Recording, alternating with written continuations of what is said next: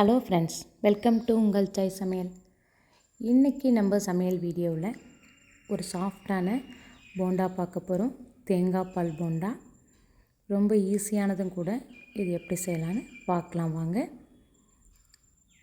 1/4 kilo அளவுக்கு வெள்ளை உளுந்து எடுத்து 4 மணி நேரம் ஊற வச்சு எடுத்து வச்சுருக்கேன். இது இப்போ மிக்ஸி ஜாரில் ஐஸ் வாட்டர் ஊற்றி கொஞ்சம் கொஞ்சமாக சேர்த்து நான் இப்போ அரைக்க போகிறேன். கொஞ்சம் கொஞ்சமாக தண்ணி சேர்த்து நம்ம இப்போ கிரைண்ட் பண்ணி எடுத்துக்கலாம். நம்ம கொஞ்சமாக தண்ணி சேர்க்கறதுனால நல்லா கிரைன் ஆகாது. இது அப்பப்போ நீங்கள் பெரட்டி விடணும். எடுத்து பார்த்து இதே போல் பெரட்டி விடுங்க. நம்ம மெதுவடைக்கெல்லாம் மாவு அரைப்போம்ல, அதே பதம்தான். நம்ம மிக்ஸி ஜாரில் அரைக்கும் போது இதே போல் கொஞ்சம் கொஞ்சமாக தண்ணி சேர்த்து நம்ம கிரைண்ட் பண்ணி எடுத்துக்கலாம். இப்போ ரெடி ஆகிடுச்சு. இதை ஒரு பவுலுக்கு மாற்றிக்கலாம்.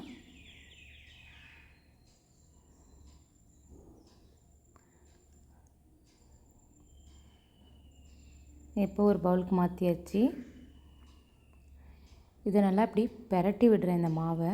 அப்போ தான் நல்லா சாஃப்டாகவும் இருக்கும். நீங்களும் இதே போல் செஞ்சு பாருங்கள்.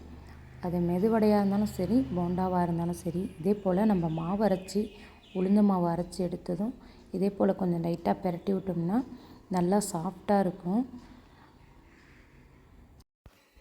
இது கூடயே தேவையான அளவு சால்ட்டு சேர்த்துக்கலாம். கொஞ்சமாக ஆப்ப சோடா சேர்த்துக்கலாம்.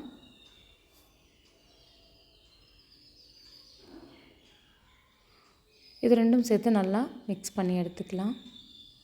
இதே போல் நல்லா விஸ்க் வச்சு மிக்ஸ் பண்ணிக்கலாம். போண்டா மாவு ரெடி ஆகிடுச்சு. இப்போ ஸ்டவ்வில் ஒரு பேன் வச்சு ஆயில் விட்டுருக்கேன். ஆயில் ஹீட் ஆனதும் இந்த போண்டா மாவு எடுத்து இதே போல் கொஞ்சம் கொஞ்சமாக எடுத்து போடுங்க. ஸ்டவ்வை மீடியமாக வச்சுக்கோங்க. ரொம்ப ஹை ஃப்ளேமில் வைக்க வேண்டாம்.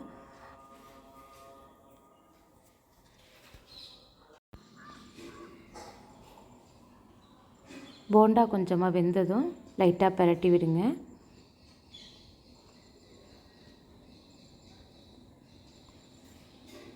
ஓகே, கோல்டன் ப்ரௌன் நிறத்தில் வந்துருச்சு. சூடான சுவையான போண்டா ரெடி.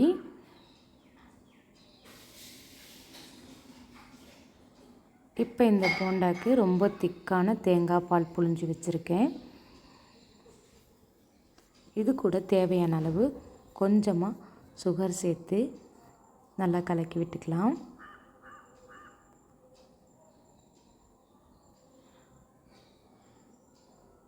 திக்கான பால் தான் இதுக்கு ரொம்பவும் நல்லாயிருக்கும்.